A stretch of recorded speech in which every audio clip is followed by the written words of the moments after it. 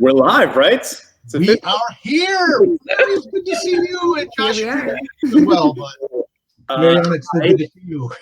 Everybody, welcome to the Haunted Highlands panel, where we're going to talk about the Haunted Highlands miniseries, The Darkness Rises, and I'm lucky enough to be joined by the creative team that's rounded up 3 Ringo Award nominations, which will be happening tonight, by the way. Who's excited? So on the screen here and let everybody introduce themselves. Mary, would you like to start and introduce yourself to everyone? Hi everyone, I am the drawer of Haunted Highlands and also one of the nominees for the Ringo Awards. Best artist nomination. Yes, best illustrator. Yes. And Dirk, would you like to introduce yourself? Yeah, Dirk Manning. I am the writer of Twisted Haunted Highlands, and we are also nominated for Best Humor Comic 2020, which some people have been kind of joking about that I'm mainly a horror writer, and then like there's awards for the humor comic, but I guess I'm funny and scary, I suppose. So, and hello everyone out there. It's good to see all of you. And Drina, tell us about you. I'm the one that keeps everyone in line. I'm the editor. That's what I do. Thankless task. What? A thankless task at times. I'm very grateful for my team. For those who don't know, Haunted Highlands, if you were watching this panel because you heard about the Ringo Award nominations and you wanted to check this out and see what it's all about, the comic series features the rap duo Twisted, and their fan base was extremely excited when this comic was announced. And at first, at Source Point Press, we just released a one-shot comic, and that blew up so big that we immediately followed it up with a mini-series called Haunted Highlands: The Darkness Rises. Before we talk about The Darkness Rises and what led to all these nominations and this amazing fan base who's given this comic so much support, do you want to talk a little bit about how the one-shot came about, Dirk, and how this whole thing started in this relationship with Twisted? Yeah, it's a crazy ride. A lot of this is due to Gary Reed, who is the one of the founder of Caliber Comics, things like that. I had taken my book Right or Wrong to Gary Reed over at Caliber. So Gary knew who I was. I was a known quantity. Obviously, I'd been doing comics for years with Image and Devil's Due and things of that nature. And he contacts me one day and says, "Hey, I've got this band that's interested in doing a comic." And he goes, "And I know, you're a big music guy. I did music journalism for years as well." And he goes, "I think you'd be a good fit for this." And the band, of course, as we all know, was Twisted. So what originally happened was, I ended up talking to George Villakis, who again is one of the unsung heroes of all of this. He's Twisted's manager. So George, if you're out there, we appreciate you. And basically we were coordinating me writing a one-shot based on kind of originally idea for a screenplay almost by Jimmy and Paul. If I'm not mistaken, Paul was the one who actually had the concept for it. They gave it to me, worked it out. We're turning into a comic script. We did some tweaks, things like that. And this is where it gets a little sad for a moment, so I apologize. Gary passed away unexpectedly as we were developing the comic and things like that. And it really put a lot of things up in the air, and we had a lot of decisions to make at that moment about what to do. Obviously, as you well know, thank you, Josh. All the comments down there, you guys are wonderful. And so, as you know, Josh, I'd known Source Point Press. I knew all of you, Michigan-based publisher doing amazing work.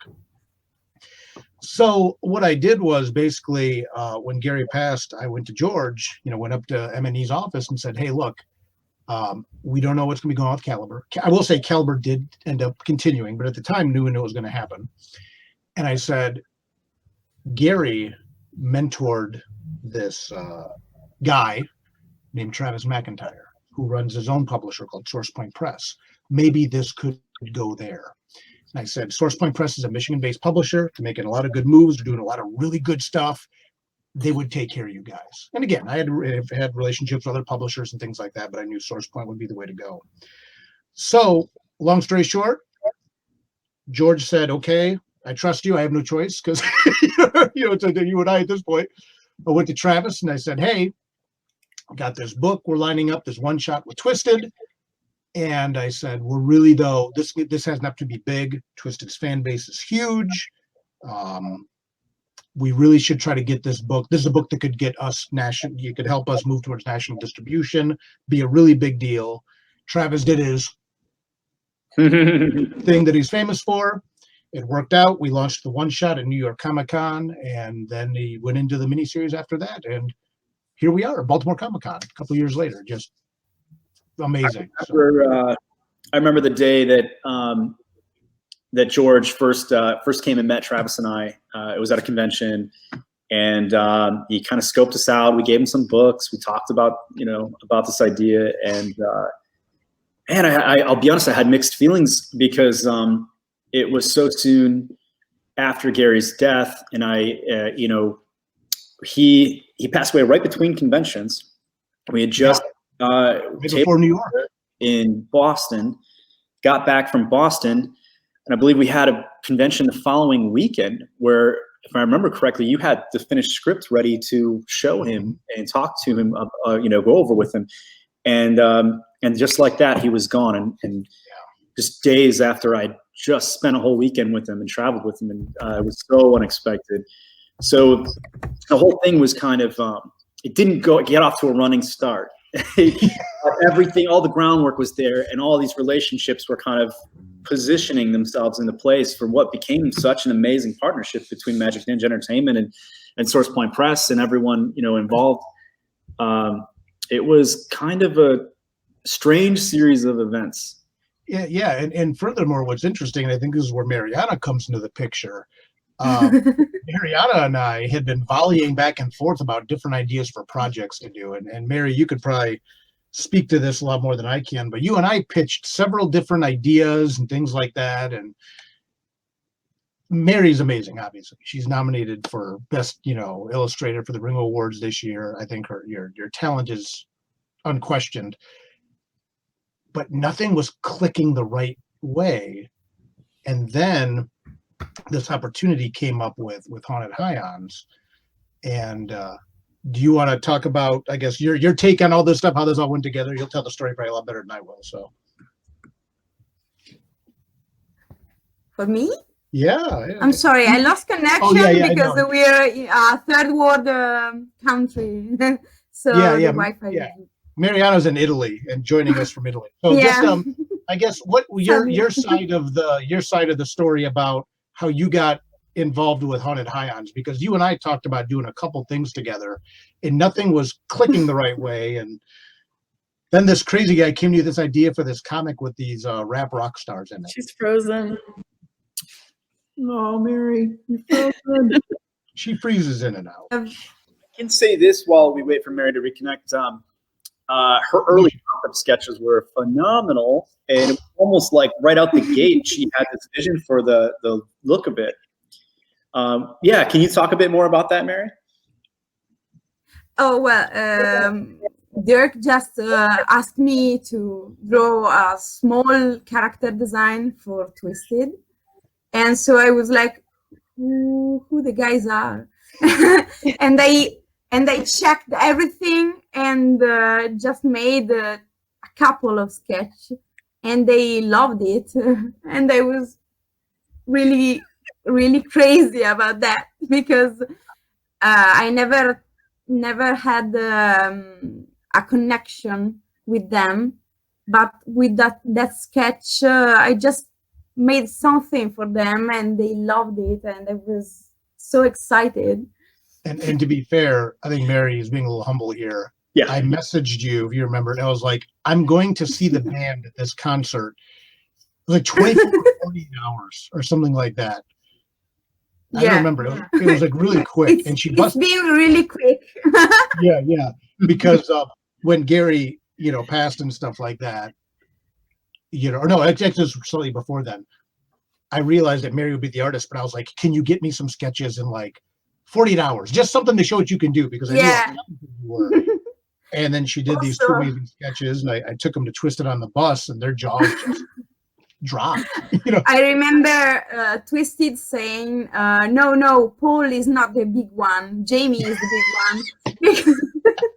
Because I draw them bigger. yeah. But you managed to capture their personalities visually right away. It was like out the gate. Obviously, you had a good script to work from with the humor and everything, but you did a really good job capturing their personalities. Thank you. And then later, into when the miniseries, there was an opportunity to get so much more. You got all these other Magic Ninja Entertainment, entertainers in the comic series, and it was so much fun watching all of these characters kind of come to life after I've met them and seen performances and videos and stuff. And now it's like, wow, you just nailed it. Thank you. About The Darkness Rises, that is largely based in the album The Darkness, right? So Yeah. how at this point in time, I mean, the discography is so large. There's so many fantastic Twisted albums. I have to say The Darkness is actually my personal favorite album. And I think FTS is such a great song that's so hard to top. I don't think it's ever, that's one of my favorite tracks from them. How did it come about deciding to take some of the lore from that album and build around it versus some of the other albums or some of the other storylines you might have dove into? Was this something that Twisted came up with, or was it your idea? Twisted, again, I think more directly were involved hands-on with the original one-shot, which was based on kind of a loose screenplay idea by Paul, by Monoxide. So when it came time to flesh this out, to me, I'm always a start with the end in mind type person, so it's like, I could even tell you eventually, should we be allowed to follow this through to its full term, how Haunted Highlands will end one day, and to me, Darkness Rises was just a beautiful starting point, because I think there's so much mythology in that album, and there's just so much to play with. And this whole idea of, there's this darkness out here and they're ghost hunters and things like that. And, now there's just two of us. So What happened? I don't know. I don't know if I scared Josh away or what.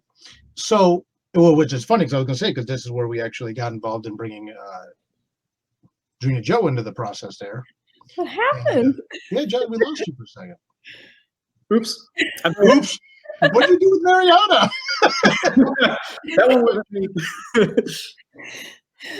May's in Italy. She's like, I'm out. Yeah. I mean, You're down here. I know. I am. Josh looked guilty. I was like, why am I in the stream by myself? Welcome to the internet, friends. Welcome to the internet. No.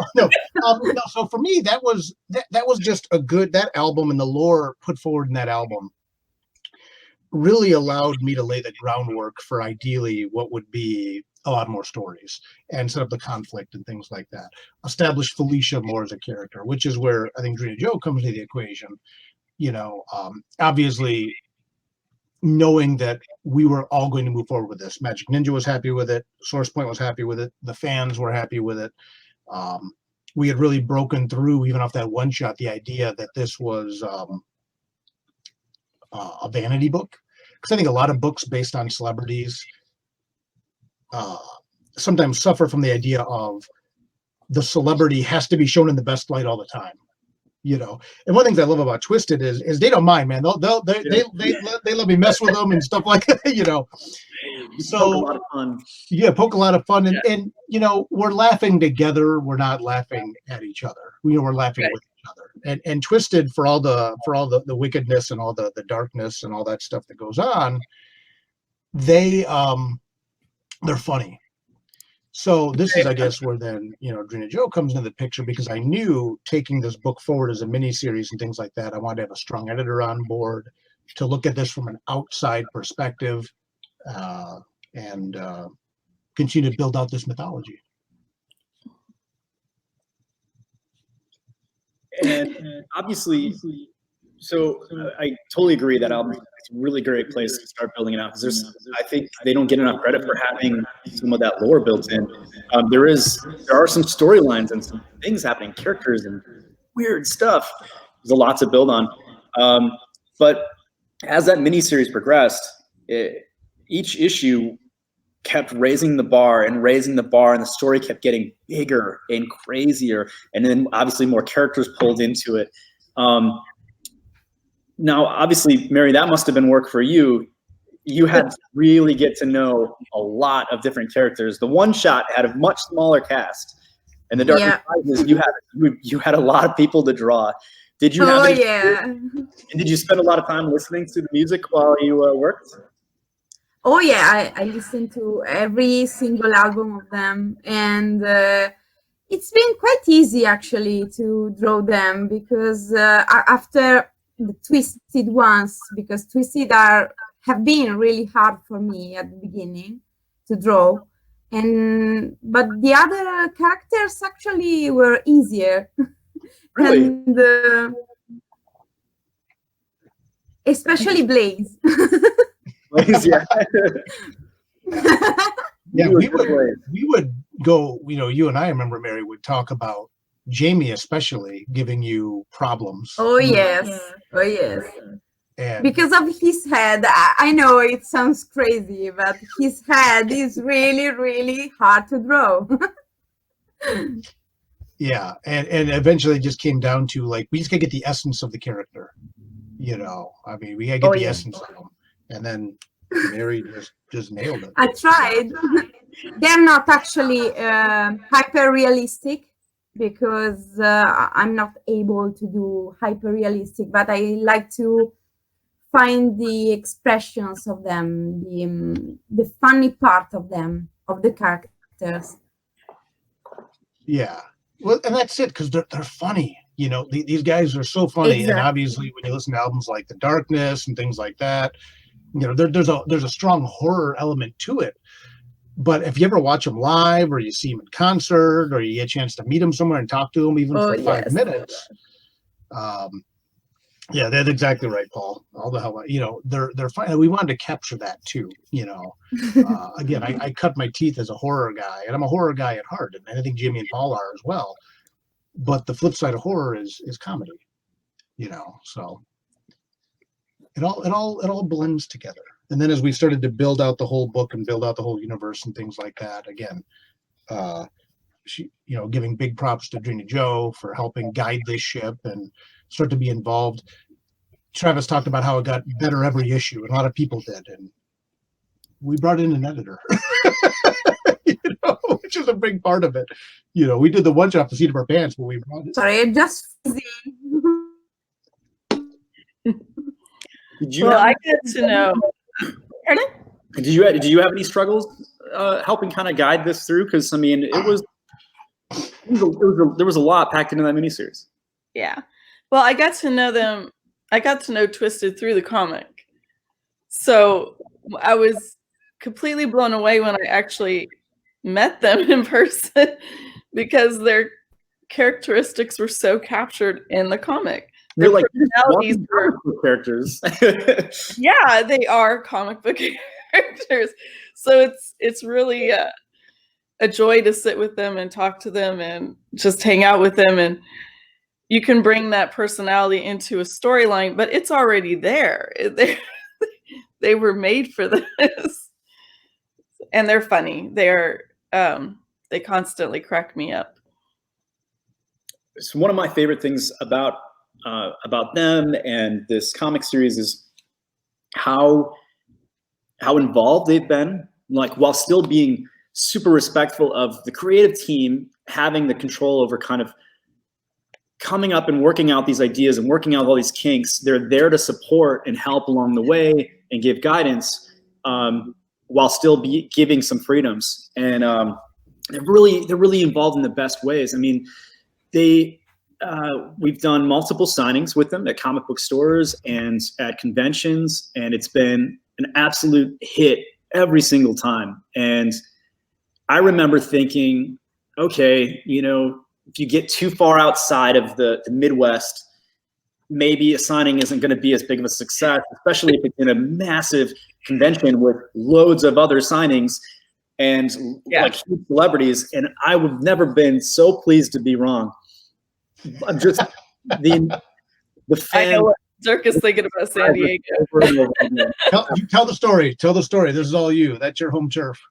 Yeah, San Diego. I've been doing San Diego for a long time. And I had mentioned to Dirk, like, I don't know, what was it, 3 weeks before San Diego? Yeah, we only It's so cool if Krista could come to San Diego. Mm-hmm. But just saying it, because it can never happen. I mean, tickets are sold out in November the year before. Somehow, magically, Dirk or George or whoever it was got everyone together to come to San Diego. And then it started like, oh crap, coming to San Diego. I didn't know anybody on the West Coast that had even heard of Twisted. So that made me very nervous. And you can't even get to San Diego Comic-Con unless you're on a trolley or you walk in, because they locked down a mile of the city to prevent that.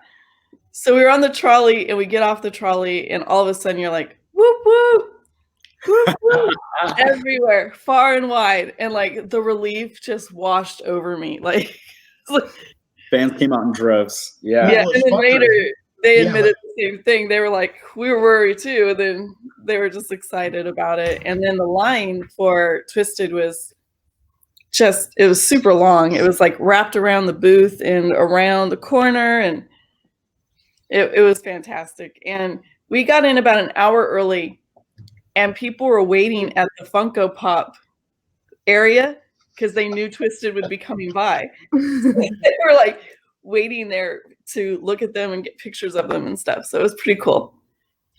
Yeah, and it was so funny too, because like when everyone met to get on the trolley, so you have to imagine it's like 8 a.m. and everyone's just like, we all come like staggering up from our different locations.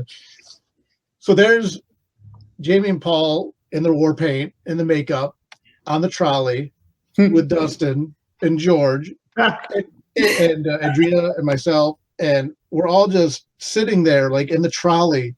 That's crowded. I mean, crowded, and no one's saying a word. Because whatever, you got like cosplay all over and stuff like that and all that. And we're all just sitting there kind of like,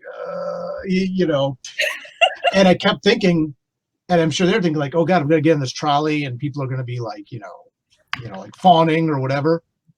Nothing. No, nothing. So then when we get off the trolley and there's like the huge crowd of people, immediately like the whoop whoop started. And as soon as we got off the trolley, I'm like, and even like Jamie and Paul, I mean, again, it was just like, oh my gosh, it was crazy. Yeah, and like people were staked out throughout the convention because they knew where we would be, and we had the boss leading us all around and telling us where to. Yeah, that was hilarious because I'm 5 feet tall. They're all very big, sizable guys, and I'm like, you gotta follow me. You gotta follow me. So they finally put Dustin in front of me, and they couldn't even find me in the crowd. So I'd lift my hand up and be like, I'm over here. But I finally put Dustin in front of me and kind of like held his belt loops and like, turn here, turn there. It'll clear the crowd. Was it Thunder like Master Blaster in Mad Max? Yeah, it was pretty funny. You have this daisy chain. I'm like, Paul, I know you're not gonna like this, but hold my hand. Here we go. We're all going. That did not happen, for the record. We were not all holding hands through the convention. I think Jamie. I think it was Jamie that said I was like a drill sergeant. Stay in line, or I will shoot you. I will leave you behind. But I've been there so many times. I know the craziness of that con. It's even an hour early. It is shoulder to shoulder. So yeah, Sandy, and it's funny too because I think, Josh, correct me if I'm wrong, but when we announced New York Comic Con, and then Mariana, and by the way, although he's not here with us, huge props to Alessandro, who's also nominated for a Ringo Award for Best Colorist as well. So, both of you. But we announced the team was going to be at New York, I think after tickets were already sold out. Yeah. you know. So again, it was one of those things where it was like, right? Are they you know, it's not like everyone can come crash the gate because tickets were sold out. But when me and Mariana Alessandro did the signing, again in New York, line wrapped around the freaking booth and things like that, you know.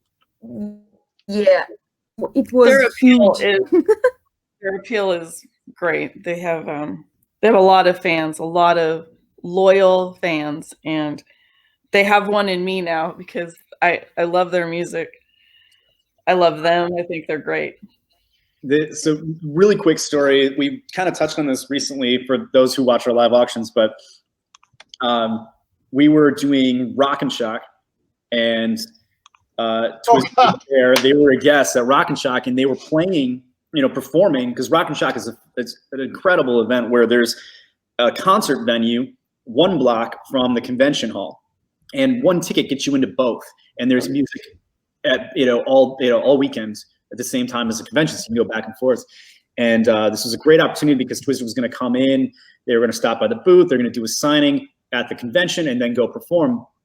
And this one, the one shot, I think it was right after New York Comic Con when the book first debuted, right? Okay.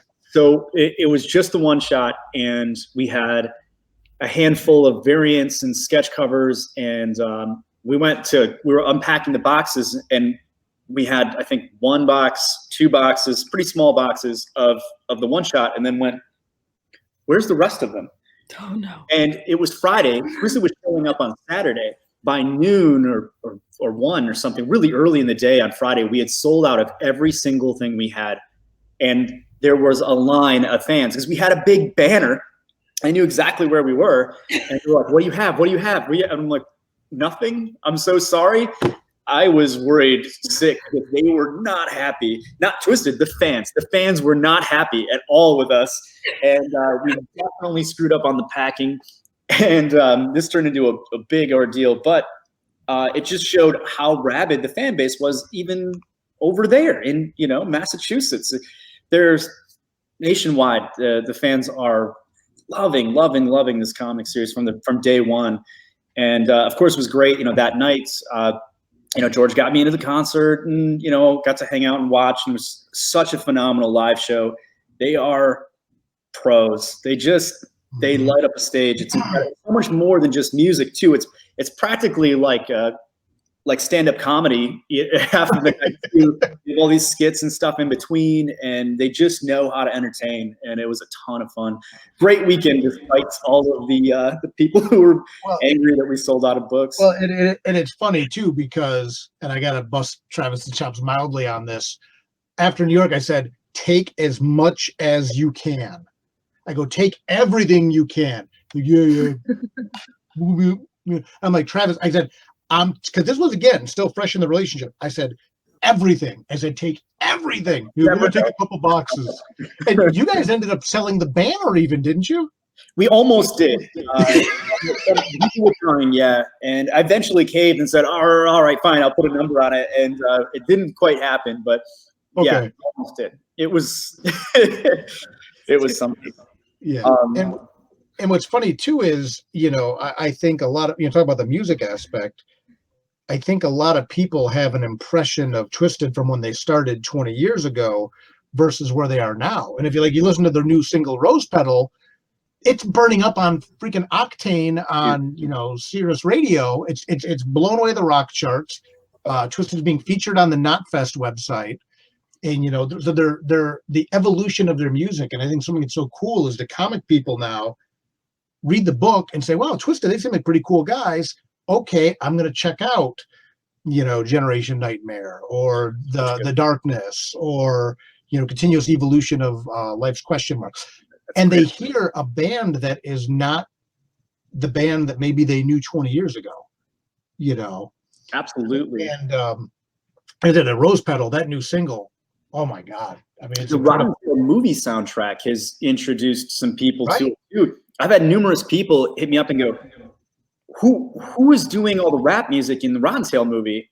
And I said, "Oh, hands down, all the rap, like rap rock songs you hear on the soundtrack are all Twisted." And they were like, "No way! I had no idea." They were like, "This is so good." Mhm. and it's Well, I was Better. watching Super Bowl, and their song was the Kansas City Chiefs theme song. That's right. Yeah, they were on that. What? Like, my wow. favorite things, Twisted in football. Convention appearances, that kind of leads us to Astronomicon. So for those who don't know, Astronomicon it's a newer convention in Michigan that is held by Magic Ninja Entertainment and Twisted. So all the Magic Ninja Entertainment guests and are there. So you have Twisted and everyone else on the label as guests of the show. Plus, it's a really great kind of crossover convention with a lot of horror movie stars. And because of the timing that this convention was born, we've all been part of it since day one. Like a small part of me feels like that's my con too, because SourcePoint's always been such a big part of it. We've all been really involved, and the comic has been there. And every single year of Astronomicon so far, we've had something for the fans, and they come looking for it and on day one. And I've been to countless conventions, and there's not one I can put my finger on that's quite like Astronomicon. And the first year, it was just everything was set for it to be a disaster. There was a snowstorm that had blocked out so many of the roads leading up to it. The airport was shutting down. No cabs would take anyone to the convention. And we're there setting up. I luckily lived pretty close to it, so it wasn't a huge deal. But even my drive there was pretty slippery and dangerous. And I was like, oh no, these poor guys, their first Blizzard. year, they're going to be a disaster. It was insane. It was the best convention ever. People were coming out, and every single person who came to the booth, I was like, you've got a story about how you got here today, and I want to hear it. And they were like, you don't even know. Oh, I had to pay a guy $50 to just drive me another couple miles, and then I walked the rest of it. It was awesome. It was so incredible. And this is a situation, I know Mary's internet's being spotty, so I don't know if you can hear us or not, Mariana, but that was Mariana and Alessandro came in from Italy for the show. That's and all Mariana said was, I want to see snow. I want to see snow. You'll see and we get there, and it's a freaking blizzard, having snowball fights outside the convention. People snowed into the convention center, and yeah, I mean, bringing in sleigh dogs and stuff. No, and we were just talking about how you brought the snow to Astronomicon 1. Man, so that's Elsa over there. We can thank the Italian Elsa for just dropping mountains of snow on us. The great magician that is Mariana. Oh, yeah, Astro's a cool show though, because again, SourcePoint does tons of conventions, and then when you look at Twisted, we've done New York Comic Con together, we've done San Diego together, we've done C2E2, gone coast to coast and hit the middle. But Astro's such a cool show, man, and I think this last year especially demonstrated the appeal of that show and I don't want to say the potential of that show, but just I guess how good that show is. Yeah. Having horror celebrities and wrestlers and everything, and every day of the show is a different flavor in the audience. Almost, it's just so true. It's a show unlike any other, and it's such a cool experience. That kind of leads us to the last Astronomicon, this year's 2020's Astronomicon. There was some pretty big things that happened, and it was a really big deal. And I'm not sure if all of you with the Baltimore Comic-Con crowd are aware of it or know about it. Would you like to get people up to date on some of the things that were announced and what happened at Astronomicon this year? Take it away, Drina Joe. What? No, not me. Okay, I'll run with it.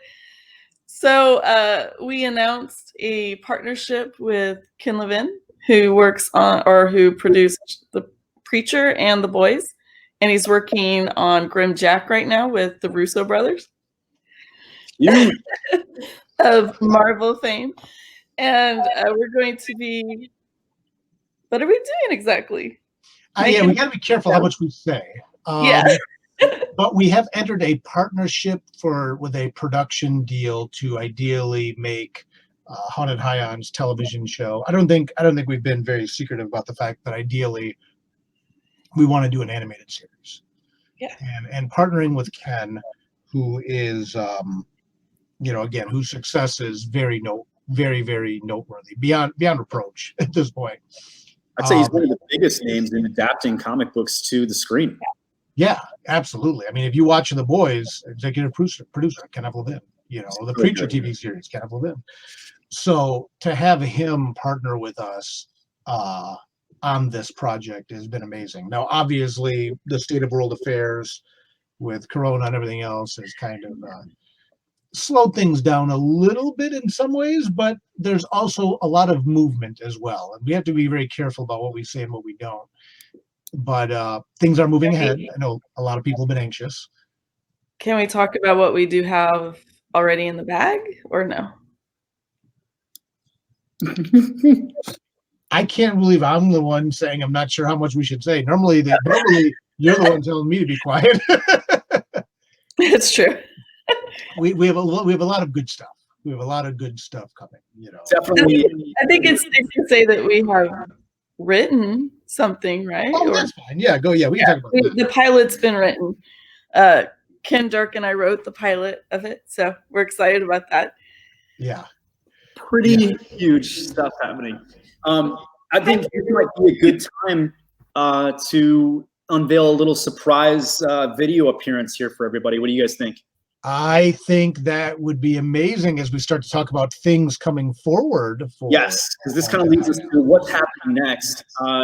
We have a little special announcement here for you guys. The Twisted wanted to be here in person, but unfortunately we're unable to. But we have this to show you. Can we cue that video up now? What's up, Baltimore Comic Con? It's me, Jamie Madrox from Twisted, here right now to say thank you. To say thank you to the entire comic book community for the multiple Ringo Awards that the Haunted Highons team was nominated for. Not to mention Mary and Alessandro, our own artist and colorist from the series. Man, thank you guys so much. We can't say thank you enough. The effect that this comic book has had in the comic book community is just top shelf. And we cannot say thank you, and we will not stop. Because Series 2, The Curse of the Green Book, coming exclusively from Source Point Press, is headed your way very, very fast. And I need you to know about it. I need you to ask your local retailer or comic book LCS to order it and keep the dream alive. Thank you, guys. Buy comics, read comics, and collect what you love. Yeah. It was awesome. I hope. Oh, I love that face. I hope you guys love that as much as I did, because I was super excited for that video. So do you want to before we show them some sneak peeks, because we have some exclusive first looks at stuff right here just for you guys today, saved for Baltimore Comic Con Live. Before we do that, do you want to talk a little bit about what's coming next? Yeah. And again, I feel bad. Mariana's internet keeps dropping it out. You're back. I'm sorry. No, Mary, you're not the one. You're not like you're sitting there jiggling the cord. I'm back. How long? That's all right. Mary, this makes Mary's appearance more dramatic, all the way from Italy. Again, it takes a lot of internet to get from Italy to Baltimore, so it's a very long string connecting those two cams. Yeah, we all of Volume 2 is written. So, Yes. Haunted Highons Volume 2, The Curse of the Green Book. It is written. It is in production. Mariana has, begun the art on it and things like that. It is even edited. We have, Drina's edits and stuff like that made the book even better. Very cool character who Drina deserves credit for bringing into the book. Ooh, Yeah. new people. Yeah, well, we didn't say it was a person. Oh no. You want to give the name, Drina, or Little Joe. Little Joe? Be ready for Little Joe. Yeah, we kind of had the joke about Scabby Joe in the first one. We got Little Joe in this one, but yeah, Mary and Magic Ninja have been very gracious in letting us share some preview art. So if you want to bring that up, Yes. this has been never before seen by anyone outside the team. Here Mary, are we you with go. us? Do you want to talk through some of this art? What we got You here? make What we it have here? bigger, Josh, or This is. I can zoom in, but you're gonna see not see the whole page No, at once. okay. So, Mary, do you want to talk us through this art? What we're seeing? Beautiful. Seriously. Yeah. Well, this is just a killer page.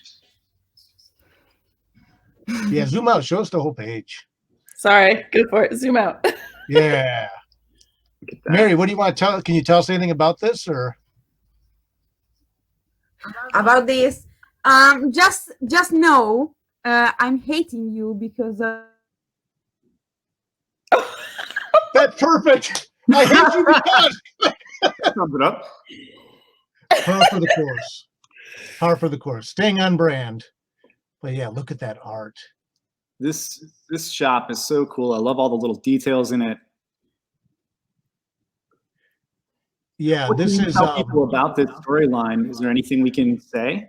Yeah, I think if you haven't picked up what we're laying down yet, I think Mary's with us. Volume 2, as you've probably picked up on from some of the scenery here, takes place in New Orleans. So Curse of the Green Book takes place in New Orleans. It is Twisted gets involved in a war, I guess you could say, between the king and queen of voodoo in New Orleans. And that's how it starts. So it just goes from there. We have a lot of surprises. A lot of fans have been wondering if how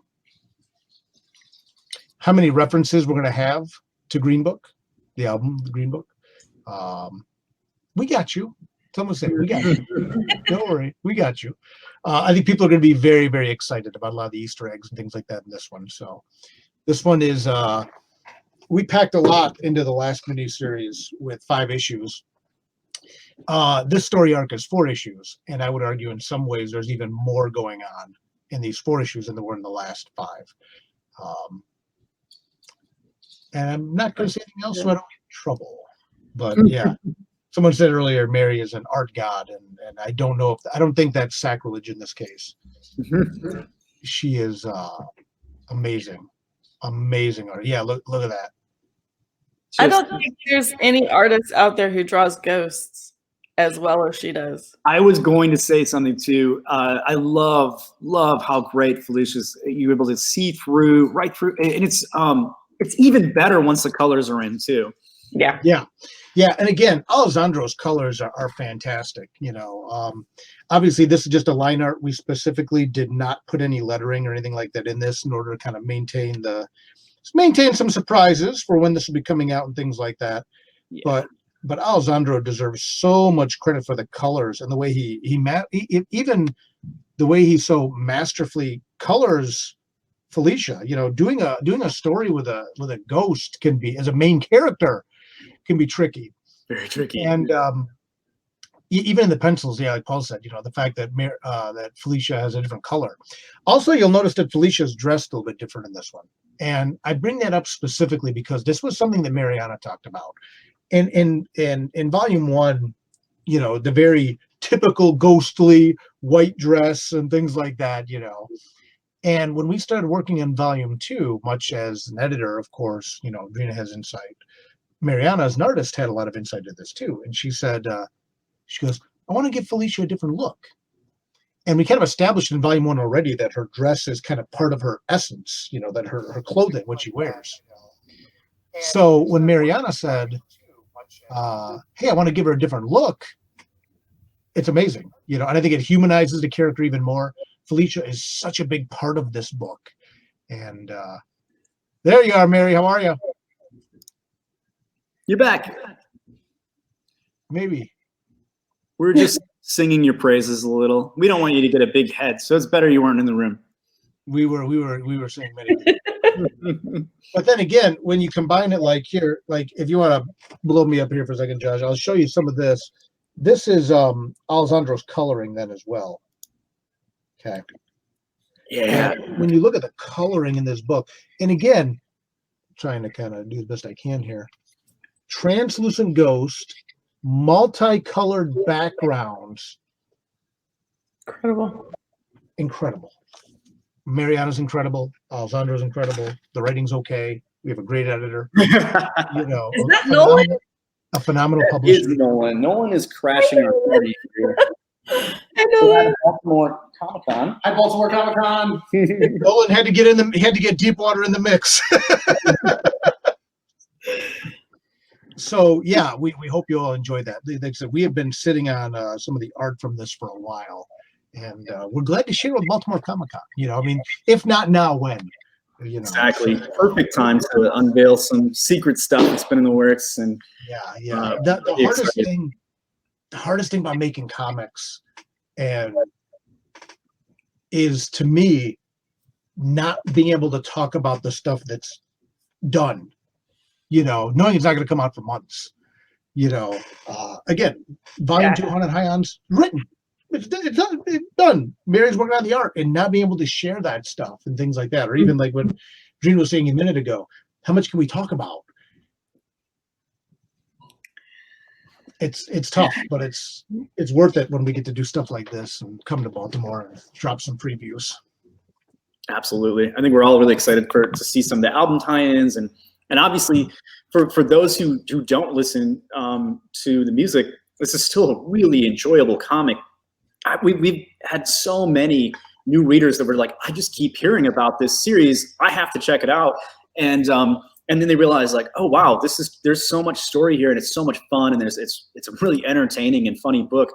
And then, like you said, a lot of them are like, well, now I kind of want to listen to some of the music and go check it out. And when they can find those tie-ins in the music, it makes it just that much more special. Yeah, and that's a good point too, because you know, and I think again, I'm going to give huge props to our editor here. You know, Adriana talking about you got to know Twisted through the comic first, and you don't need to know anything about the band to enjoy the book. It's just secondary. It's extra. I mean, at least that's my impression. I don't know. You could probably speak to that more, Adriana, than I can, coming in from the outside on this. No, I think in a lot of ways you would think it was separate. Like their characters in the comic were separate from who they are as artists.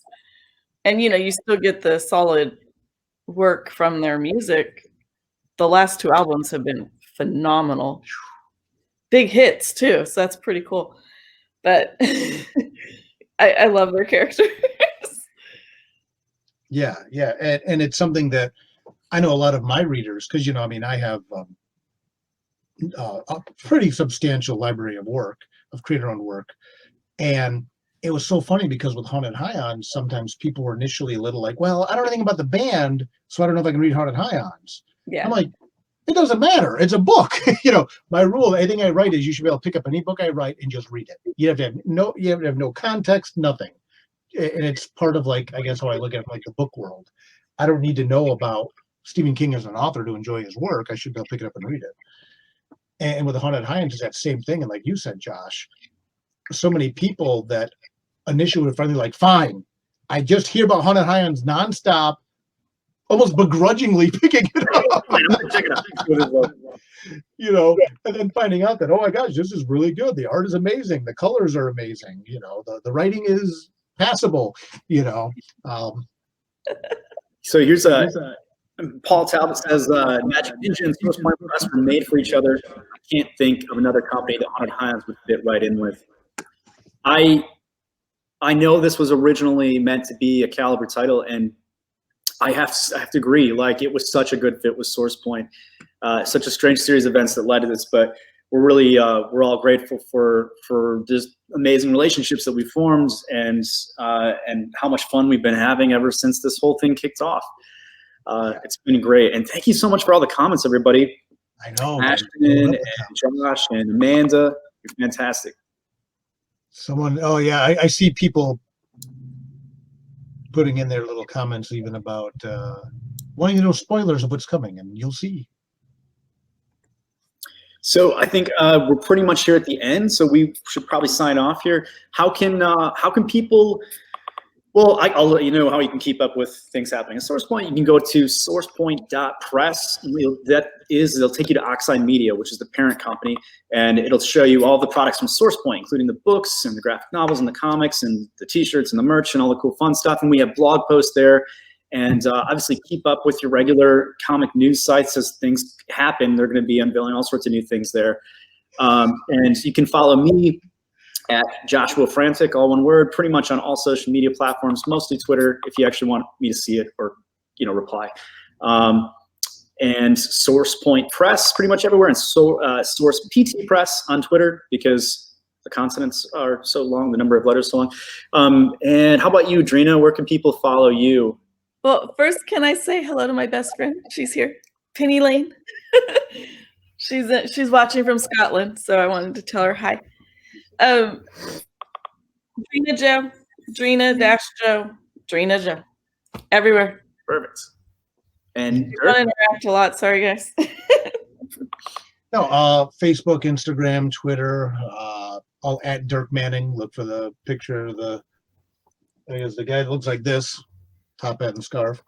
Other than that, dirkmanning.com is my website. I would say that you will see me on the road soon again, and you will. It'll just be a little time, but right now we're doing our virtual cons like this. But dirkmanning.com will have updates of where I will be and when. I remain very active on Facebook because I'm old, as well as trying to learn Instagram better. And God help me, I even do stuff on Twitter on occasion. So. We got like 30 seconds left. Mary, the best place to probably follow Mary be on Instagram. Yeah. And keep up on some of the art peaks there and see some of her incredible talents. Thank you everyone so much for watching and joining and for being so interactive. It's been a lot of fun. And thank you for more Comic-Con. I think our time is up. So yes, we'll see you at the Ringos tonight, hopefully. So Ringos tonight. Join us. Thank you all. It's good to see you. Thank you, Thank you, Mary. Thank you, Josh. Thank you, Baltimore. We'll see all of you later. Bye. Bye.